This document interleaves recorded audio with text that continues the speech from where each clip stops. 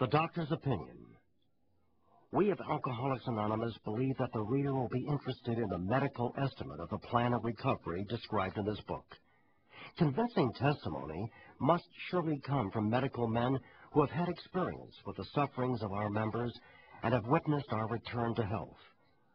A well-known doctor, chief physician at a nationally prominent hospital specializing in alcoholic and drug addiction, gave Alcoholics Anonymous this letter. To whom it may concern, I have specialized in the treatment of alcoholism for many years. In late 1934, I attended a patient who, though he had been a competent businessman of good earning capacity, was an alcoholic of a type I had come to regard as hopeless. In the course of his third treatment, he acquired certain ideas concerning a possible means of recovery. As part of his rehabilitation, he commenced to present his conceptions to other alcoholics, impressing upon them that they must do likewise with still others. This has become the basis of a rapidly growing fellowship of these men and their families. This man and over 100 others appear to have recovered. I personally know scores of cases who were of the type with whom other methods had failed completely. These facts appear to be of extreme medical importance. Because of the extraordinary possibilities of rapid growth inherent in this group, they may mark a new epoch in the annals of alcoholism. These men may well have a remedy for thousands of such situations.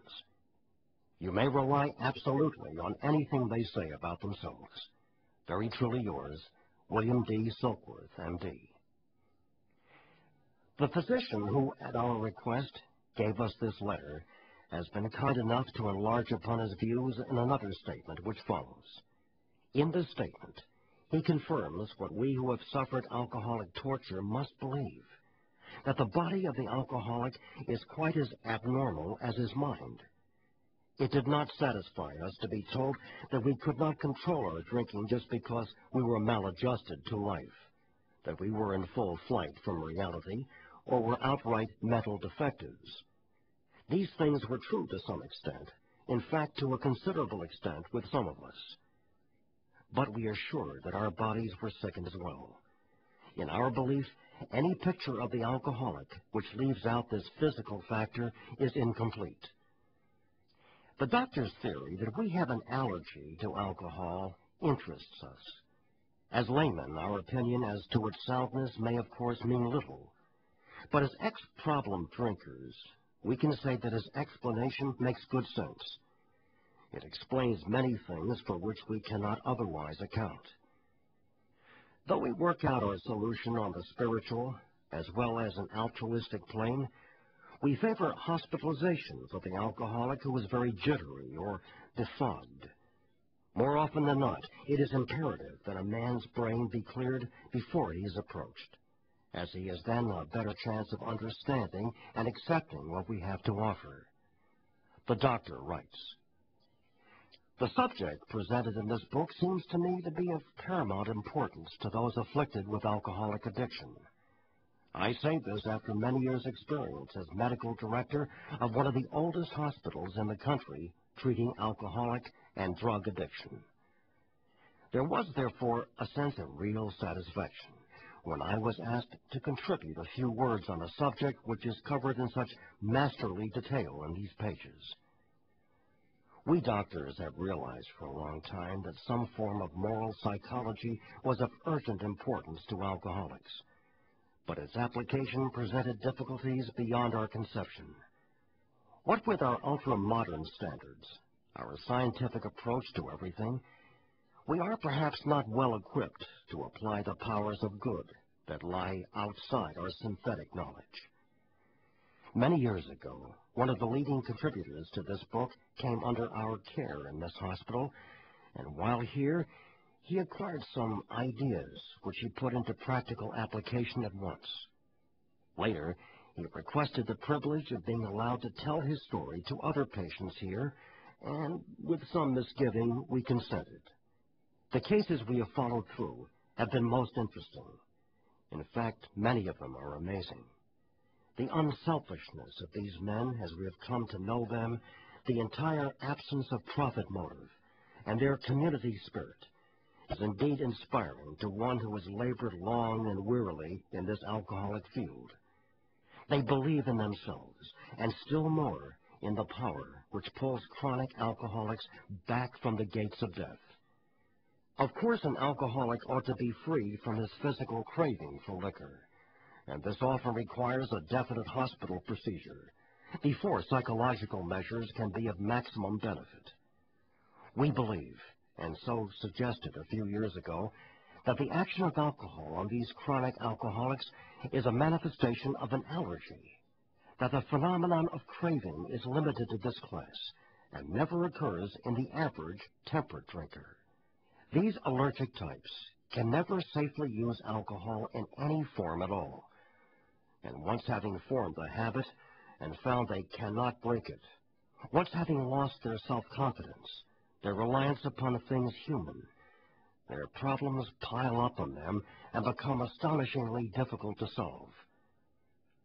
Frothy emotional appeal seldom suffices.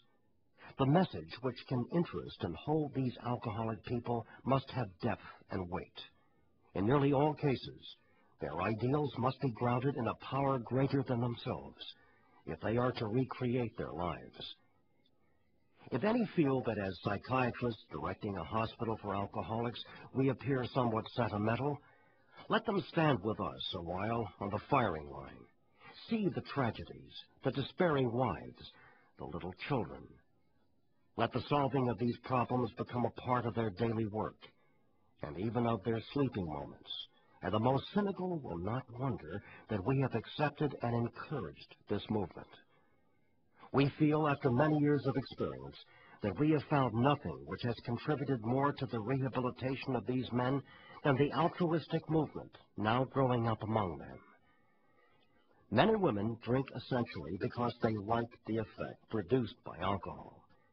The sensation is so elusive that, while they admit it is injurious, they cannot after a time differentiate the true from the false. To them, their alcoholic life seems the only normal one. They are restless, irritable, and discontented, unless they can again experience the sense of ease and comfort which comes at once by taking a few drinks which they see others taking with impunity. After they have succumbed to the desire again, as so many do, and the phenomenon of craving develops, they pass through the well-known stages of a spree, emerging remorseful, with a firm resolution not to drink again. This is repeated over and over, and unless this person can experience an entire psychic change, there is very little hope of his recovery. On the other hand, and strange as this may seem to those who do not understand, once a psychic change has occurred, the very same person who seemed doomed, who had so many problems he despaired of ever solving them, suddenly finds himself easily able to control his desire for alcohol, the only effort necessary being that required to follow a few simple rules. Men have cried out to me in sincere, despairing appeal, "Doctor, I cannot go on like this. I have everything to live for. I must stop, but I cannot. You must help me." Faced with this problem, if a doctor is honest with himself, he must sometimes feel his own inadequacy. Although he gives all that is in him, it often is not enough. One feels that something more than human power is needed to produce the essential psychic change. Though the aggregate of recoveries resulting from psychiatric effort is considerable, we physicians must admit we have made little impression upon the problem as a whole. Many types do not respond to the ordinary psychological approach. I do not hold with those who believe that alcoholism is entirely a problem of mental control. I have had many men who had, for example, worked a period of months on some problem or business deal which was to be settled on a certain date, favorably to them. They took a drink a day or so prior to the date, and then the phenomenon of craving at once became paramount to all other interests, so that the important appointment was not met. These men were not drinking to escape. They were drinking to overcome a craving beyond their mental control.